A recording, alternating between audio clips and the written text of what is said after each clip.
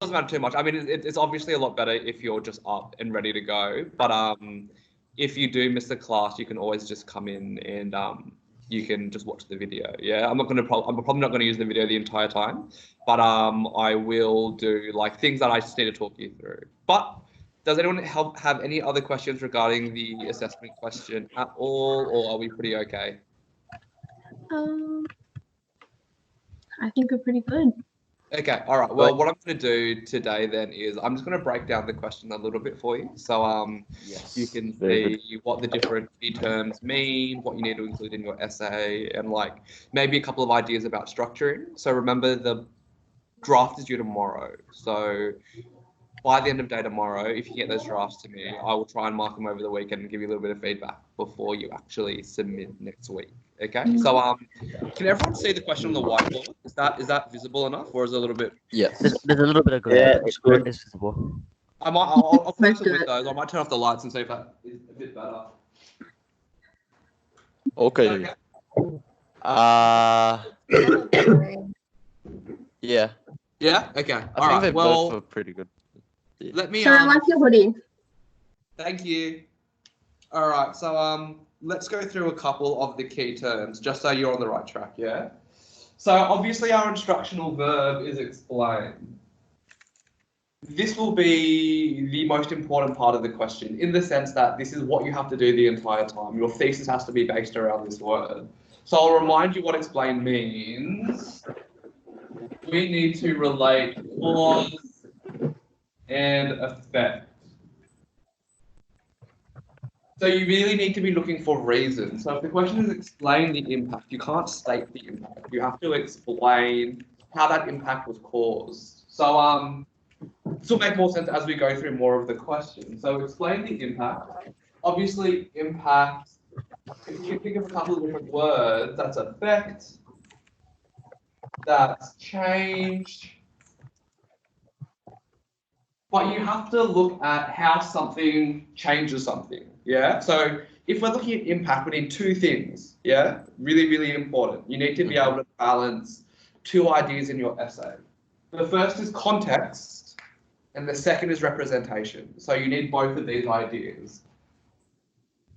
So just as a reminder, context in your essay is a crucial part. Like, I don't know, 30, 40% of your essay really needs to be focused around context. So context is in reference to the environment, yeah? So who's doing Dolce? Me. Me. Yeah. So if you're doing Dolce, what's your context? World War One. World War One. Western Front. World War One, trench warfare, Western Front. That's your context. So that needs to play a large portion of the way you form your essay. If you're doing homecoming, your context is what? Vietnam War. Perfect, yeah? So Vietnam War. If you're doing Still I Rise, your context would be what?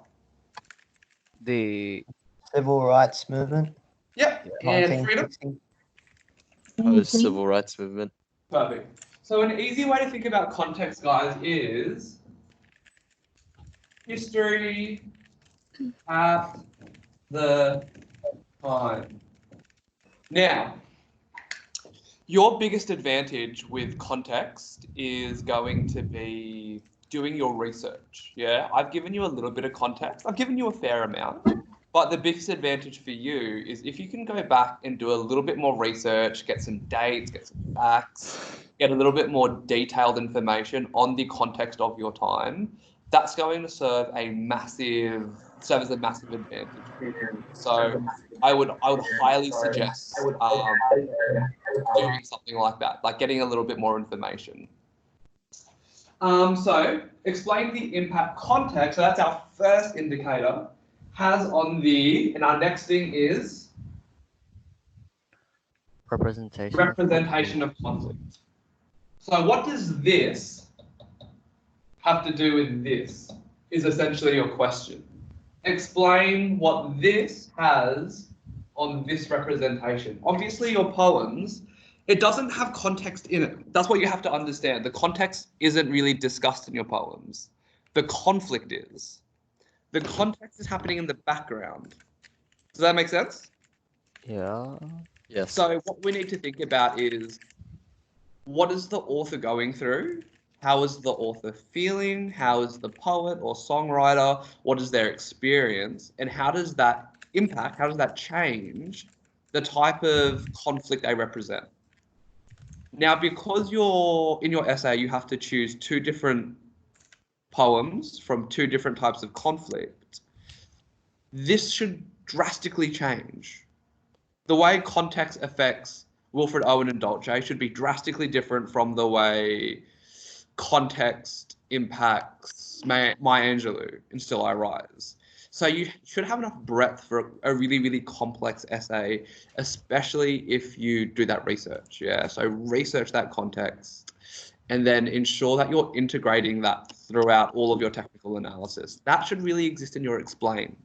So your example should be still always a textual reference, but within the explanation in your technical analysis, so your TE part of your body paragraph, within that you should always, always, always be trying to bring in context to a certain extent. So there's got to be context in there. Representation. So we know what representation means. I don't really need to go through that again, but representation is how something is shown.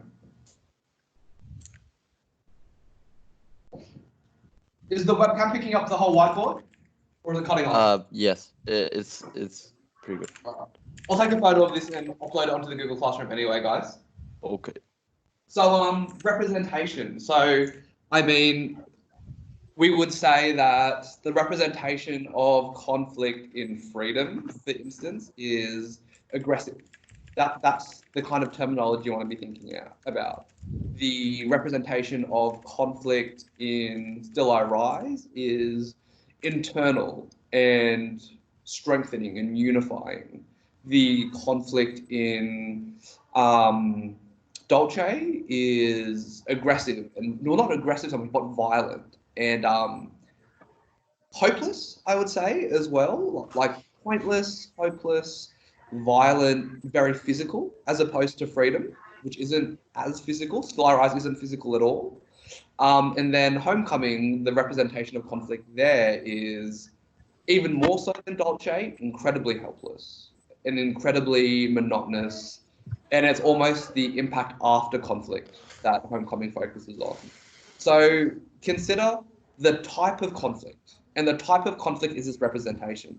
Each poet decides what type of conflict that they want to represent. And this is heavily impacted by the context that they're from. And that's what your essay needs to be focusing on. The notion that a poem written in the Western Front during World War I, that conflict is obviously going to be represented as a military conflict, the post-traumatic stress, the watching of your comrades die, whilst the conflict represented in freedom is going to be impacted by the context of the Black Lives Matter movement. So we're looking at systemic racism, police brutality. All of these things will shift based on the context of the author. So you have to bring that into that explanation part of every body paragraph. Yeah, that should be a part of your success criteria. So as you go through, have I discussed context in my success criteria? So for instance, just if you're doing freedom, I've already shown you a couple of those excerpts from body paragraphs. In that first part that I wrote about slavery, if I was answering this question, what I should really be saying is Beyonce discusses slavery as a representation of her conflict because slavery contextually is a large part of the African American experience, which has shaped the Black Lives Matter movement over the course of X amount of years. And that's when your research comes in. Does that make sense? Yes. Yeah. That's how you bring in context, yeah? So always think about how context is going to come in. If you're doing Dolce and you were talking about like the gas, probably one of the more famous quotes in Dolce, then go do the research. What were the gas attacks like? How did the context of gas attacks during World War I impact what Dolce wrote? Why is this such an important line? The capitalization, the urgency. of that line, you know, the quick boys, what happened when gas attacks took place. Then you could go in and say, as gas attacks were deadly and common during World War One, especially during the Western Front, this impacted the type of conflict that Wilfred Owen attempted to represent through the lines, blah, blah, blah, blah, blah. And that way you can start integrating these two main ideas. Yeah, you need to have the context and you need to have that impact the representation. How has the context changed the way the poet has written? Yeah. Okay. Okay. I might turn it off there. I don't think there's too much more to talk about in terms of breaking that question down. Before we hang up, does anyone have any questions now regarding the essay? If not, we'll just close the meeting and I'll get you to spend the rest of English just working on your essay. So, any questions? Sir. Oh wait. Okay, Alyssa first. Alyssa, Thanks, what's up? Dave. So if we're doing 3 paragraphs, so for example, I'm doing freedom and homecoming. Should we do like the first paragraph about freedom, second about homecoming, and third linking them together? I would think that's a really good idea, Alyssa. So if I was doing 3 paragraphs, what I would probably do is do a fat paragraph each on each of your poems. Yep. And remember, this isn't a compare and contrast essay. It is just an explain essay. But if in that third paragraph you can start like contrasting anyway and comparing anyway, you're going to show a much deeper level of understanding. So that would be my suggestion to everyone. Okay. Oh, wait. So for like the last paragraph, would you refer to both of the texts? Or... Correct. Okay. Yeah. Wait up, that's just the bell going. Yeah, correct, James. So what I would do is absolutely in that last paragraph refer to both poems, choose a couple of different quotes and just focus on difference as opposed to focusing on what the poems represent. So like paragraph A would be, because of World War One and Western Front, Dolce did this. Because of Black Lives Matter movement, Beyonce did this. Third paragraph, I might say, now because the contexts are so different, you can start to see the impact context really has. Both poems are about conflict, but the way in which conflict is represented is so drastically polar. So it really reinforces impact. Doesn't that sound like a conclusion though, sir? Pardon? Doesn't that kind of sound like the conclusion though, sir? No, because your conclusion is, so remember the structure for the conclusion. The conclusion needs to retain that similar structure. So summarize your evidence. So it doesn't matter what your body paragraph's about, your conclusion is still going to summarize that evidence. Number 2, reinforce your thesis. So you're still reinforcing the thesis regardless of what your body paragraph is. And then you can use that to feed into that interesting closing statement anyway. But a third body paragraph that emphasizes difference is a worthy body paragraph to write, and I think would show a lot of depth. All right, thank you. Anything How else? many words should our introduction be? It's really, really hard to kind of like think of it that way, Alyssa. What I would suggest is your intro shouldn't really be any more than a quarter of the page. Okay. Yeah, so think of size as opposed to words. If your intro is half a page long, it's too long. If your intro is an eighth of a page long, it's too short.